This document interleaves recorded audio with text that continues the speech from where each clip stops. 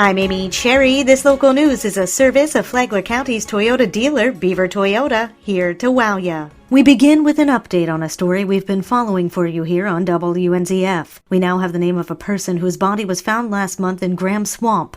Flagler County Sheriff's deputies say the victim is 18-year-old Giovanni Sylvain, who had been missing for 3 days before his body was located. Sylvain was found in swamp waters on September 28th. The sheriff's office is considering his death suspicious, though they caution he may not have been the victim of a violent crime. Autopsy and toxicology results are still pending. What we know, deputies say Sylvain was acting erratically when he left Advent Health on a bike on September 25th, the last time he was seen alive. He's believed to have died just a few hours later.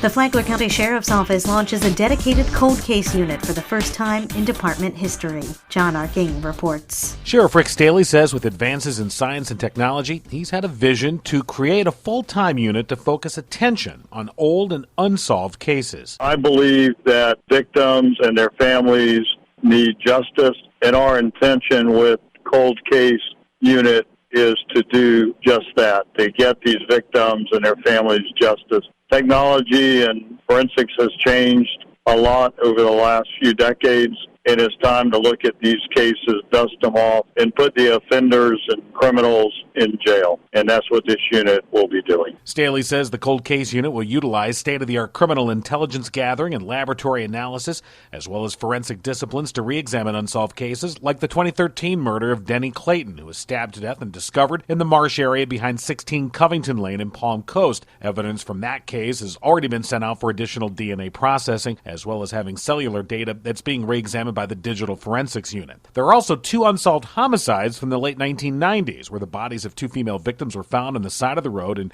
2 separate locations within Flagler County. The victims, Andrea Ford and Dawn Peterson, were both shot to death with firearms, sharing similar ballistic characteristics. Both women died under similar circumstances, and biological evidence is being evaluated for additional DNA analysis. Anybody with any information on an unsolved case in Flagler County can contact the Sheriff's Office at 386-313-4911. From the WNZF Newsroom, I'm John Arkin.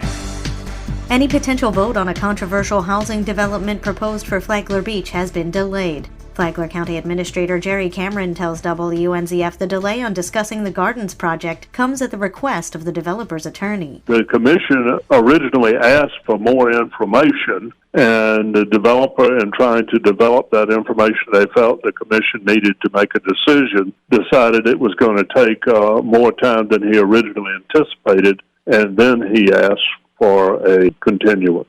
The 335-home community slated for John Anderson Highway will now be discussed at the Flagler County Commission's meeting on November 16th.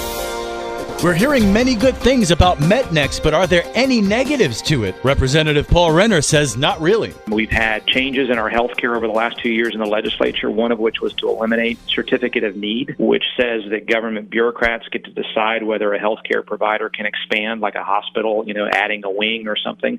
We've eliminated that, and already just in that short period of time, there's been active interest in Flagler County. Renner said that the process would have taken a year, but since the legislature did away with the certificate, there's interest in more health care in Flagler County. Listen to State Rep Paul Renner talk about Metnex when you download the Flagler radio app and go to the Free for All Friday podcast. Tomorrow, why Metnex in Flagler County? From the WNZF Newsroom, I'm Rich Carroll.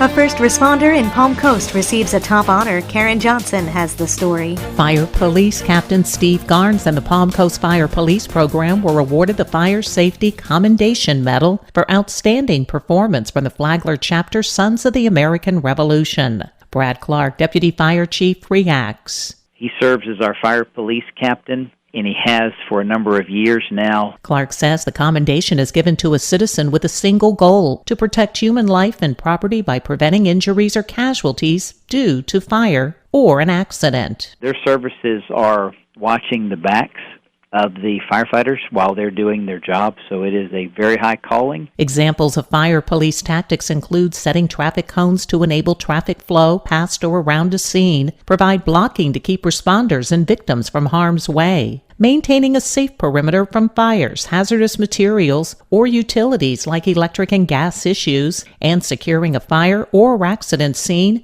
to maintain a chain of custody for evidence. Clark says the medal recipient volunteer Captain Garnes has responded to more than 10,000 emergency incidents in 14 years without missing a single incident requiring fire and police presence. For Flagler's Morning News, I'm Karen Johnson.